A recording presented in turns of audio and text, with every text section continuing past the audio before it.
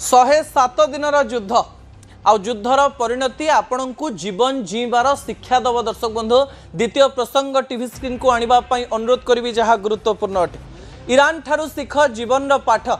आज ईरान को नहीं बहुत चर्चा एवं यही चर्चा पछरे भी बड़ कारण रही। दर्शक बंधु कारण 107 दिन युद्धर परिसमाप्ति होगापाई जाउछि एवं बड़ कथा हेउछि जे 107 दिन युद्धर परिसमाप्ति स्विट्जरलैंड रे 19 तारीख दिन होगापाई जाउछि। विजुअल उपरे आपणकर दृष्टि आकर्षण करदेवा चाहिए। 107 दिन युद्ध मध्य कौन है आपण जानिछंती।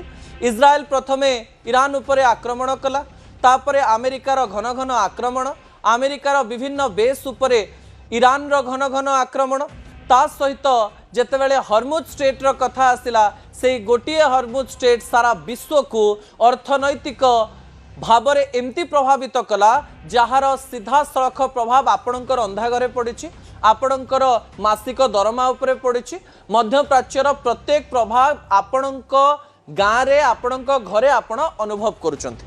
किंतु ईरान ठारू आपण जीवन रो कौन शिक्षा शिखिबे दर्शक बंधु आलोचना करा जाउछि एवं किछि फिलोसोफर एया कहबा पई चेष्टा करुचंती जे अमेरिका हेउछि विश्वर सबुठारू शक्तिशाली देश।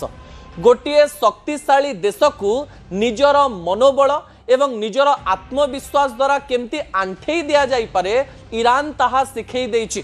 ईरान कौन सिखैछि?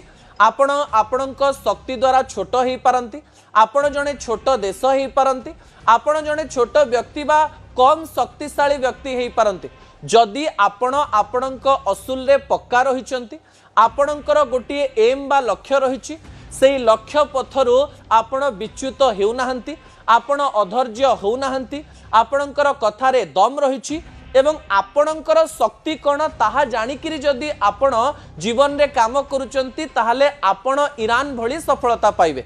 अमेरिका चाहिए ईरान को किछि मिनिट रे ध्वंस कर देई थांता, अमेरिका चाहिए ईरान को आंठेई पारि थांता एवं ईरान को कब्जा करि पारि थांता। अमेरिका चेष्टा भी कला किंतु ईरान रो मुख्य मरीजिबा परे, ईरान रो जो द्वितीय मुख्य आसिले तांको देह खराब हो जिबा परे मध्य ईरान रो मनोबल समान थिला। सारा विश्व को ईरान देखई देला आमे जेतेबेले कोनोसी प्रकार लक्ष्य रखू सेतेबेले केही मध्य ता आगरे ठिया होई पारंती नाही।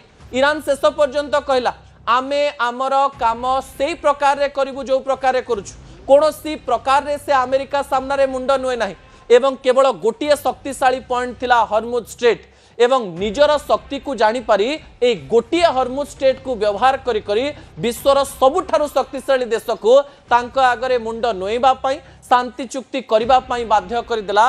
यह आपणक जीवन रे अनेक शिक्षा हेई पारे।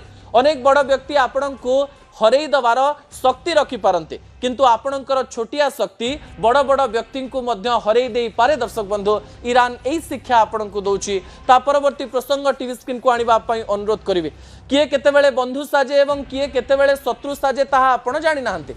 युद्ध कले सांगरे शत्रु हेले शेषरे जेउ नेतान्याहु ट्रम्प बोली पागल हो जाउथिले एवं जो ट्रम्प नेतन्याहु कहीकि पागल हो जाउथिले युद्ध शेष में उभयंकर शत्रुता हो जाइछि। दर्शक बंधु विजुअल उपरे आपणकर दृष्टि आकर्षण करदेवा चाहिए। आपण जेतेबेले खराब मनसा रखी मनरे खराब जिनस रखी गोटे युद्ध को आरंभ करिवे, गोटे देशर क्षति करबा आरंभ करिवे, सेही समय सेही गातरे आपण पड़िवे। एबे नेतन्याहु को सीधा सीधा ट्रम्प कहि दैछंती आमे आउ तुम सांगरे नाहु, जदि आमे 2 घंटा तुम सहित रही न थांतो ताले 2 घंटा रे तमे विनाश प्राप्त होई थांतो बा तुमरो शक्ति सरी जाई थांता। जिए अन्यर शक्ति रे बलियान हुए एवं निजको शक्तिशाली भावे सेही शक्ति ताकू छाड़ी चली जिबा परे से संपूर्ण दुर्बल हो जाए। दर्शक बंधु जहाँ नेतन्याहु बा इस्राएल पाखरे देखिबा पाई मिलुछि। भारत सहित इस्राएल रो संपर्क भल होई पारे किंतु अमेरिका एवं इस्राएल रो संपर्क एही प्रकार परिभाषा देखौछि जे आपण आउ कहार बल रे बलियान हुअंतु नाही, निज बल रे बलियान हुअंतु, जहाँ ईरान करी देखै देला।